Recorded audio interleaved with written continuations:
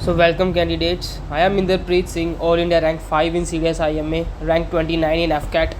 Welcomes you to our YouTube channel We Together. तो इस video में हम देखेंगे टॉप 10 टिप्स फॉर वैट कि किन चीज़ों का हम अगर ध्यान रखेंगे तो हमारे वैट के अच्छे होने के चांसेस बढ़ जाएंगे। ठीक है। इसमें लास्ट में मैंने एक टिप रखी है जिसे आप क्या अपने उस टिप को अपनी डेली प्रैक्टिस में ला सकते हो और beautiful sentences at the time of वैट टेस्ट, साइक टेस्ट के अंदर जब वैट का टेस्ट होगा तो आप अच्छे वैट लिख पाओगे। ठीक है। So without wasting any time let's move to the first point. इसमें मैंने लिखा है अटेम्प्ट ऑल वर्ड्स। 60 वर्ड्स आपको दिखाए जाएंगे, आपने 60 के 60 को अटेम्प्ट करना है। ठीक है। मान लो इन केस आपने बोला कि यार किसी वर्ड का मीनिंग ही नहीं आया, तो उस वर्ड से आपको कुछ भी समझ आएगा उससे मिलता जुलता कि इसका मतलब ये हो सकता है या सिनोनिम कोई उसका दिखेगा, कुछ भी मिलेगा आपको उस वर्ड से, तो आपने उस वर्ड में कुछ लिख देना है। एक वर्ड लिखो, 2 वर्ड, 3 वर्ड, कुछ छोटा मोटा लिख देना है, पर खाली नहीं छोड़ना है। मतलब ऐसे समझ लो कि ब्लैंक अगर छोड़ दिया तो वो ब्लंडर है। ठीक है। इन केस आपको कोई वर्ड का मतलब नहीं आता, कुछ उससे मिलता जुलता भी कुछ दिमाग में स्ट्राइक नहीं कर रहा है और लग रहा है 15 सेकंड हो जाने वाले हैं, तो सीधा लिख दो do not know the meaning, पर ब्लैंक नहीं छोड़ना। ठीक है। So let's move to the next slide. इसमें मैंने लिखा है do not write the meaning और डेफिनेशन ऑफ द वर्ड। हम क्या करते हैं, डायरेक्टली कोई वर्ड फ्लैश हुआ तो हम डायरेक्टली उसका मीनिंग एक्सप्लेन करने चले जाते हैं या उसका डेफिनेशन लिख देते हैं उसकी। ऐसा नहीं करना है, हमें ऐसे सेंटेंसेस लिखने हैं, ब्यूटीफुल सेंटेंसेस लिखने हैं जिससे हमारी पर्सनालिटी निकल के आए। Right a beautiful sentence in such a way that it reflects a healthy thought process and personality. ठीक है। हमें जनरल सेंटेंसेस नहीं लिखने, जनरल उसका मीनिंग नहीं लिखना है, पर हमें एक हेल्दी अपना थॉट प्रोसेस बताना है कि हम अपना माइंड कितनी जल्दी से कितने अच्छे तरीके से चला सकते हैं और उससे हमारी पर्सनैलिटी निकल के आएगी। ठीक है। जैसे मान लो कि आर्मी वर्ड आया और किसी ने लिख दिया आर्मी प्रोटेक्ट्स द नेशन, तो ये क्या, ये नॉर्मल उसका मतलब है, आर्मी का मतलब ये है कि वो नेशन को प्रोटेक्ट करने के लिए बनाई गई है, तो ऐसे सेंटेंसेस को नहीं लिखना है। अभी आप लोग कमेंट में बताओगे कि आप आर्मी का क्या सेंटेंस लिखोगे, कमेंट डाउन करो। ओके।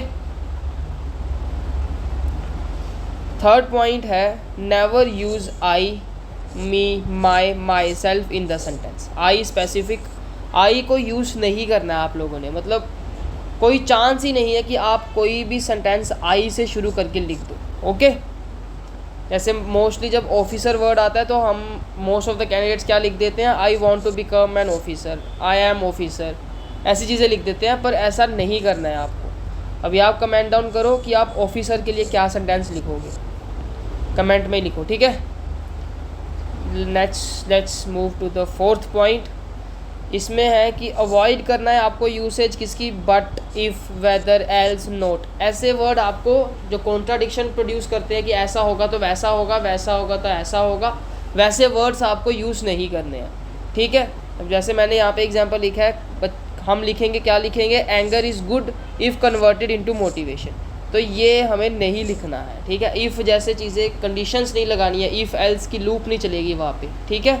अभी आप लोग बताओगे कि आप एंगर का क्या लिखोगे, एसएसबी टेस्ट में एंगर का सेंटेंस क्या लिखोगे, उसे कमेंट डाउन करो। अगर आपने वीडियो यहाँ तक देख ली है तो यार मैं समझ सकता हूँ एक आप अच्छे एस्पिरेंट है, तो एम करते हैं 25 लाइक्स का। अगर आप इस वीडियो से 1% भी सीख के जाओगे तो प्लीज़ लाइक करना, शेयर करना अपने दोस्तों के साथ ग्रुप्स में। ओके। आगे चलते हैं, 5th पॉइंट पढ़ते हैं। आपको अवॉइड करनी है यूसेज किसकी, usage can, could, shall, should, may, might, will, would.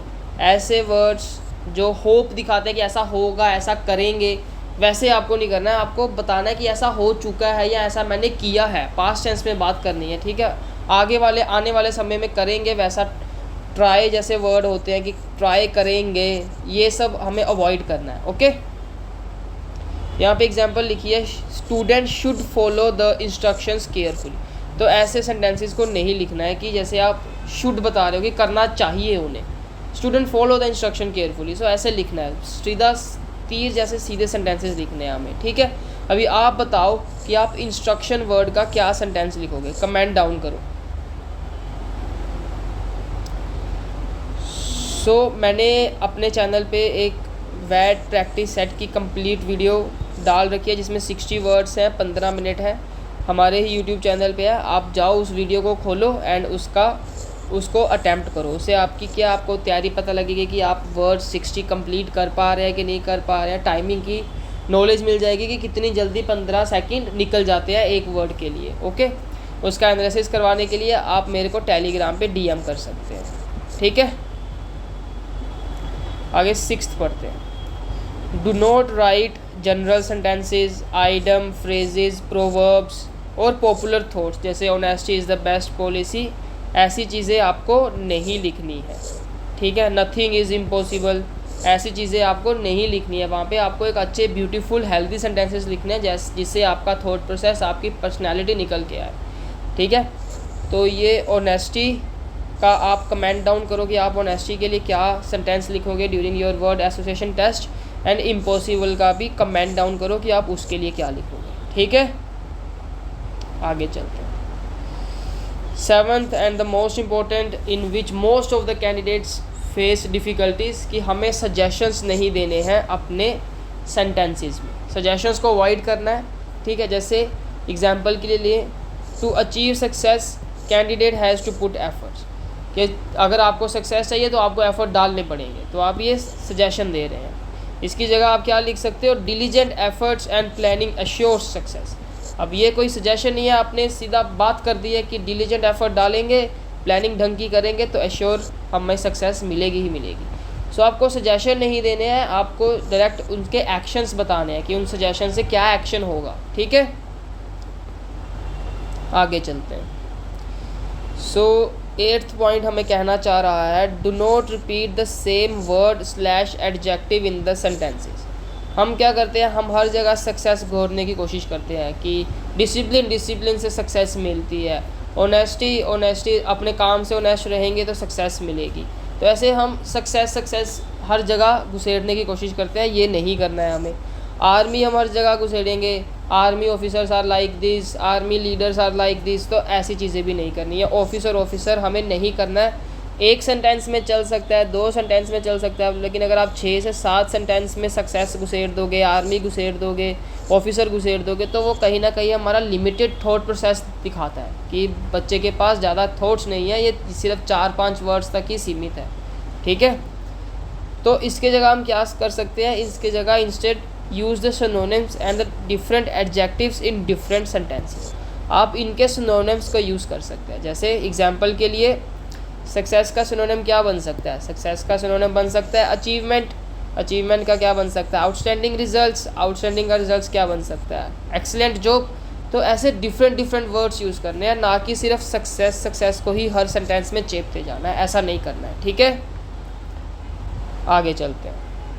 So 9th, avoid usage of he, she, one, us, we, they, them, like this kind of words को भी आपको अवॉइड करना है, ठीक है। एक सेंटेंस में चल जाएगा, ज़्यादा से ज़्यादा 2 में चल सकता है, पर ऐसा नहीं कि 6-7 सेंटेंस आप इन वर्ड्स को यूज़ करके लिख दे रहे हो, ठीक है। अवॉइड करो, और अगर इतनी प्रैक्टिस करो कि ये 0% पे ही आ जाए। आप एक भी सेंटेंस में ऐसे वर्ड्स को यूज़ ना करो, इतनी ज़्यादा प्रैक्टिस करके जाओ।